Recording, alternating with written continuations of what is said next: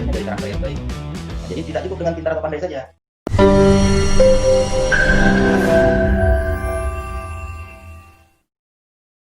Bahwa Kakandaku ini adalah salah satu orang yang satu alma mater dengan Ustadz yang saat ini sedang sangat-sangat viral dan terkenal, yaitu Ustadz Abdul Somad. Benar begitu, Kak? Iya. Iya. Ya, begitu, Nah, ini dia teman sahabat-sahabat Beraja. Maaf, sahabat Naraya maksud saya. Kakanda, mohon diceritakan sedikit apa sih kegiatan-kegiatan di sekolah dulu buat kakak itu saat ini betul-betul survive dengan segala macam keadaan.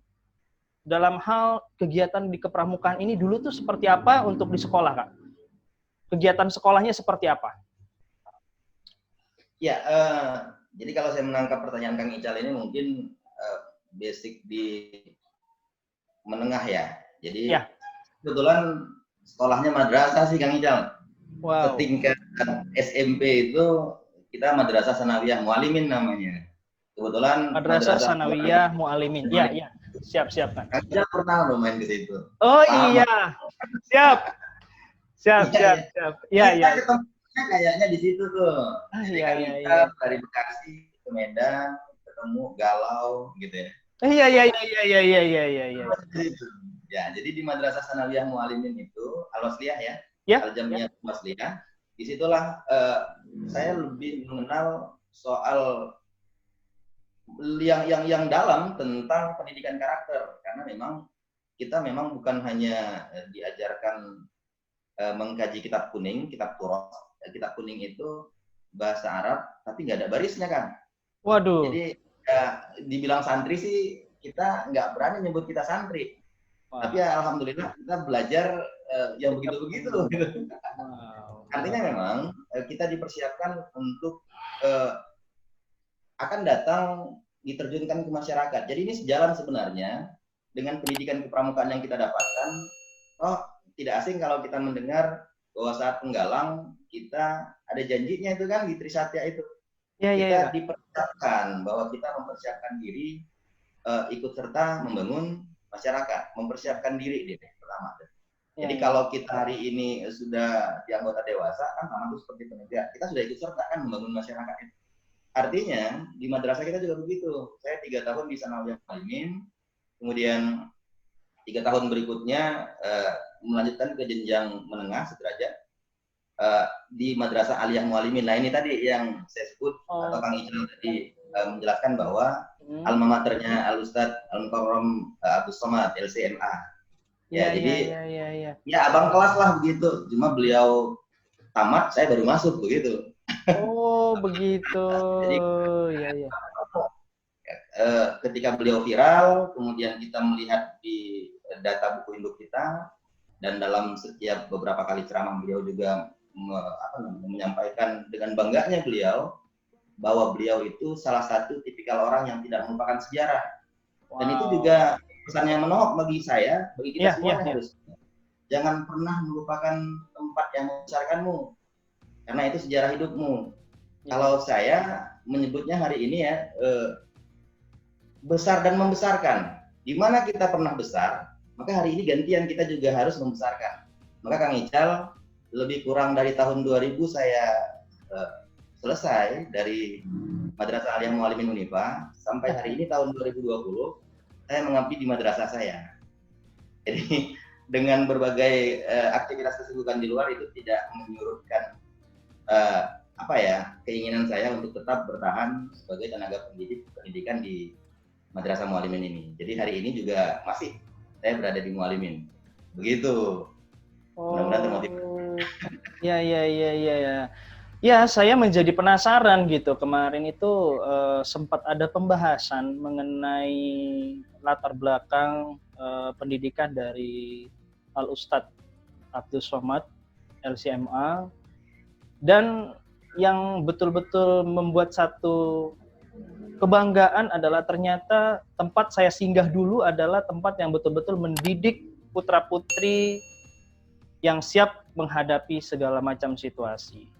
Salah satunya Kakanda satu ini. Sampai saat ini masih eksis di Gerakan Pramuka, tapi tanda petik ya, bukan pramuka garisana yang kita selalu bicara mengenai lomba dan lomba. Nah, itu nanti akan kita bahas di segmen berikutnya, Kakanda. Ya. Ya.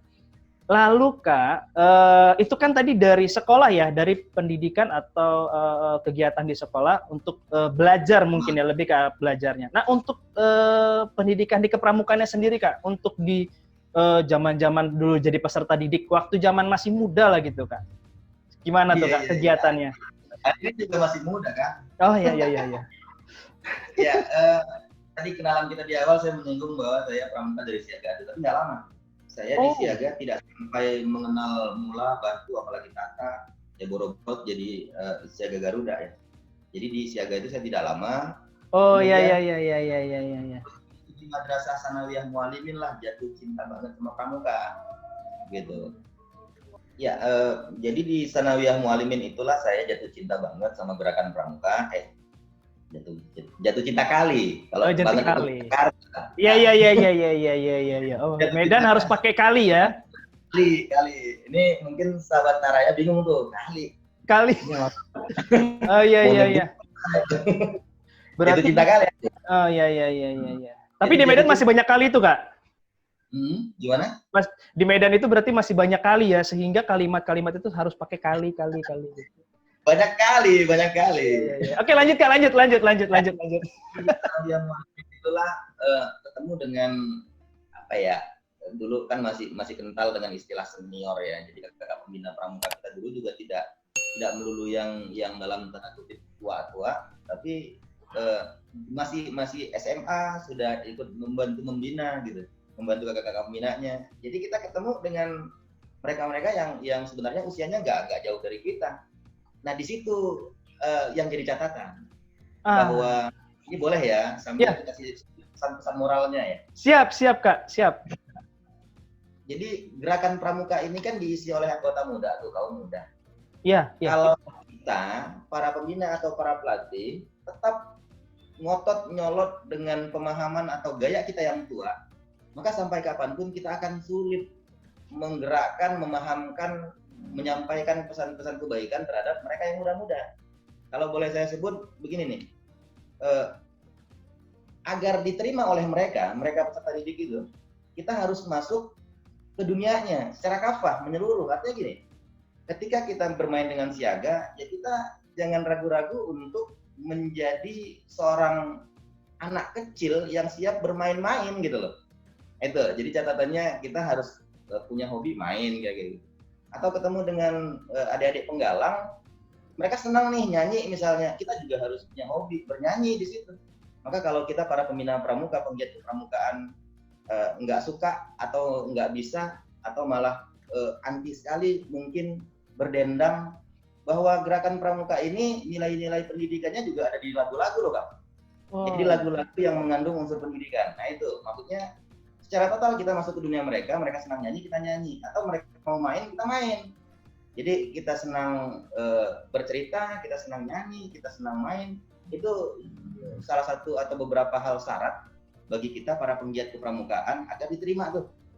Gitu ya, ke golongan mereka tadi itu, ke peserta didik tadi.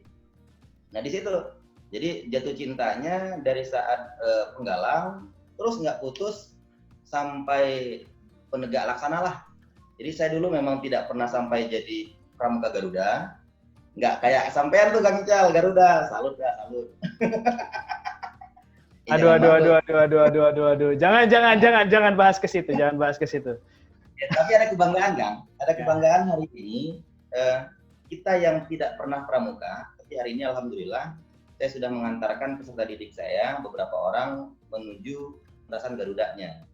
Begitu Kang. Jadi ada kepuasan batin ketika kita mampu menuntaskan atau menghantarkan peserta didik kita tuntas SKU-nya, tercapai TKU-nya sampai tingkat akhir, dan kemudian dia menjadi seorang Garuda Eagle Scout. Itu Kang Ical. Suatu pencapaian yang luar biasa. Ya, harusnya begitu tuh. Jadi bukan hanya trofi, piala, bingkisan dan sebagainya, tapi ada tanda-tanda kecakapan, Mas. Betul. Ya, makanya sebetulnya kalau saya pribadi menyikapi hal itu, di pramuka itu sudah punya hadiah yang luar biasa. pada setiap proses pembelajaran si peserta didik, yaitu adanya TKK, adanya TKU, di mana mereka ikuti jenjang-jenjang dan ikuti tata cara untuk bisa mencapai kepada tingkatan tersebut, gitu kan.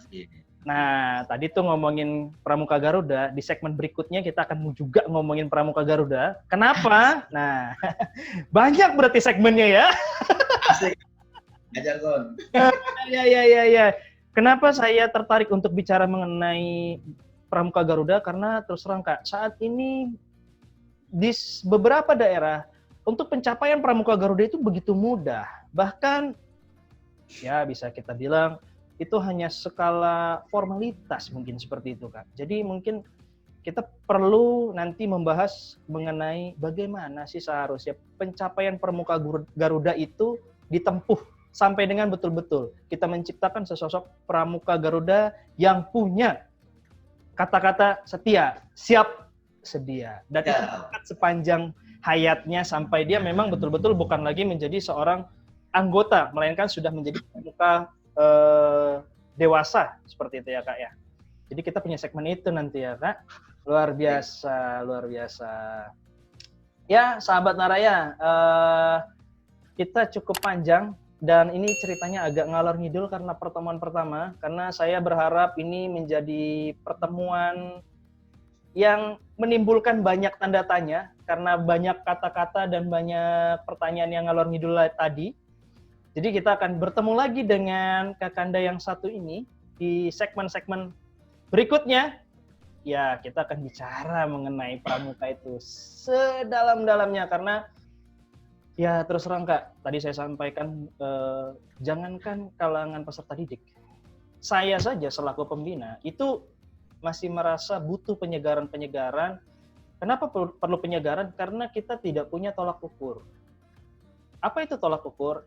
Ya, tolak ukur itu kan dibuat oleh mereka-mereka yang sudah sekian lama mendahului kita untuk bergerakan pramuka. Nah ini turun-temurun yang betul-betul turun-temurun, tapi ada saya lihat momen di mana putus begitu saja sehingga terjadi perubahan yang begitu signifikan yang tadi kita bahas mengenai lomba. Lomba itu menjadi momok yang agak sedikit berbelok jauh dari tujuan awal ya Kak ya. Seperti itu. Ya, sahabat Naraya, mungkin kita untuk saat ini dengan pembahasan-pembahasan yang agak banyak berbelok-belok, kita cukupkan dulu. Kita akan bertemu lagi di segmen berikutnya.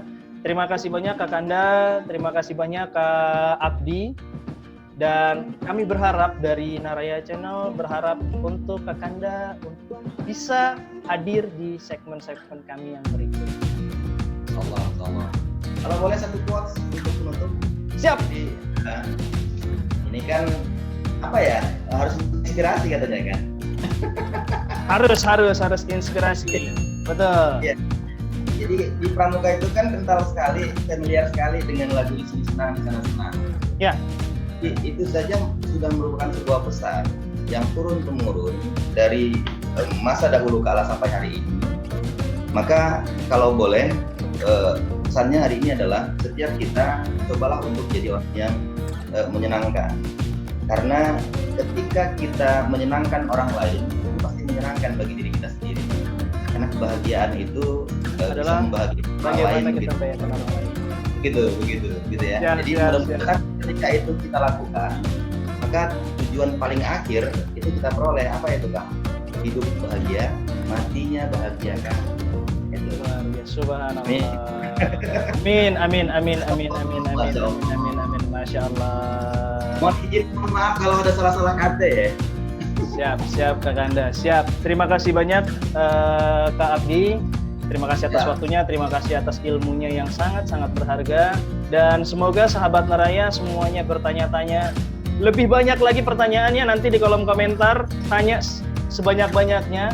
Dan insya Allah dengan Kakanda yang satu ini, dengan Bapak kita yang satu ini, insya Allah kita bakal banyak membahas mengenai apa itu pramuka, bagaimana itu kita menjadi seorang pramuka. Dan pramuka nggak ada tamatnya ya Kak. Karena masih ada juga. Ini kan sepanjang hayat Kak, catat. Siap Kak. Siap. Mungkin gitu dulu Kak Abdi. Kita cukupkan. Terima kasih banyak. Semoga sehat selalu, segala urusan dimudahkan. Dan ini harus bertolak pulangnya lumayan jauh soalnya Kakanda satu ini. Harus pulang ke Tamorambe. Oh iya, jadi sahabat Naraya, tadi kan kita kenalannya Medan. Jadi sebenarnya saya bukan berdomisili di Medan, tapi dari Serang ya. Iya. Jalan dari sini, tapi nggak apa-apa. Untuk sahabat Naraya itu tidak persoalan besar. Aman.